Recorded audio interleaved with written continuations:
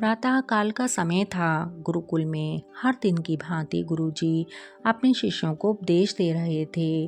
गुरुजी के आज का विषय था आत्मा।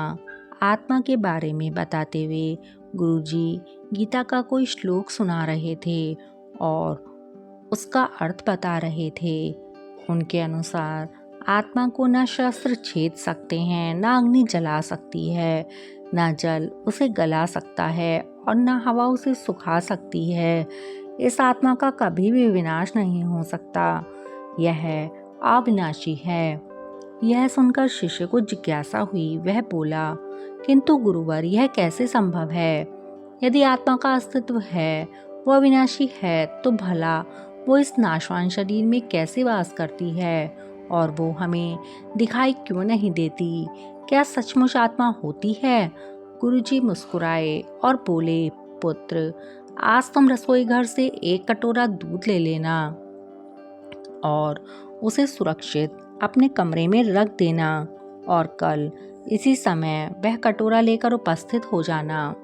शिष्य गुरु के कहे अनुसार रसोई से एक कटोरा दूध अपने कमरे में ले गया और उसे सुरक्षित एक जगह पर रख दिया। अगले दिन वह वही कटोरा लेकर गुरु के सामने उपस्थित हो गया। गुरु ने पूछा, क्या दूध आज भी पीने योग्य है? शिष्य ने कहा, नहीं गुरुजी, यह दूध तो कल रात ही फट गया था, लेकिन इसका मेरे प्रश्न से क्या लेना देना? गुरुजी शिष्य की बात को काटते हुए बोले, शिष्य, आज भी तुम रसोई में जाना, एक कटोरा दही ले लेना और कल इसी समय कटोरा लेकर यहाँ उपस्थित हो जाना। अब शिष्य ने ऐसा ही किया। जाते समय उसने रसोई घर से एक कटोरा दही ले लिया और उसे सुरक्षित अपने कमरे में रख दिया। अगले दिन वही दही का कटोरा लेकर वह गुरु के सामने उपस्थित हो गया। गुरुजी ने पूछा, क्या दही आज भी खाने योग्य है? शिष्य बोला, हाँ गुरुजी, ये अभी भी ठीक है।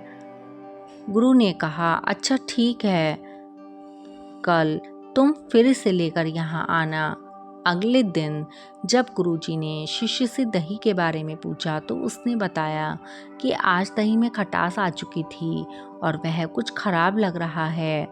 इस पर गुरुजी ने कटोरा एक तरफ रखते हुए कहा, कोई बात नहीं, आज तुम रसोई से एक कटोरा घी लेकर जाना और उसे तब लेकर आना जब वो खराब हो जाए।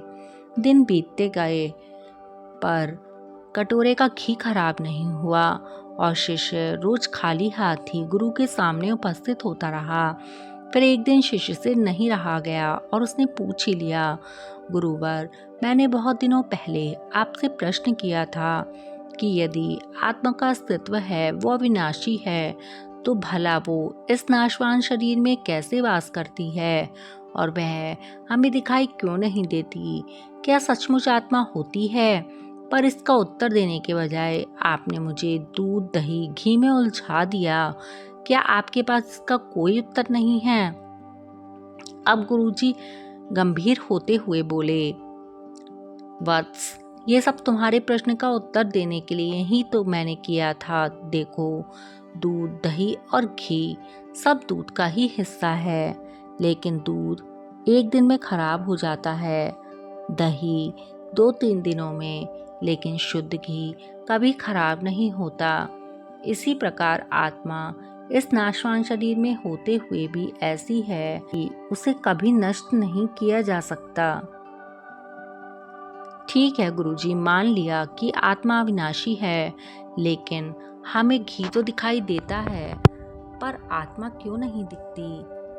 गुरु ने कहा, घी अपने आप ही तो नहीं दिखता ना, पहले दूध में जामन डालकर दही में बदलना पड़ता है, फिर दही को मथकर उसे मक्खन में बदला जाता है, फिर कहीं जाकर मक्खन को सही तापमान पर घंटों पिघलाया जाता है, तब जाकर घी बनता है। हर इंसान आत्मा का दर्शन यानी आत्मदर्शन कर सकता है, लेकिन उसके लिए पहले उसे इस दूध रूपी शरीर को भजन रूपी जामन से पवित्र बनाना पड़ता है। उसके बाद फिर कर्म की मथनी से इस शरीर को दीन दुखियों की सेवा में मथना होता है।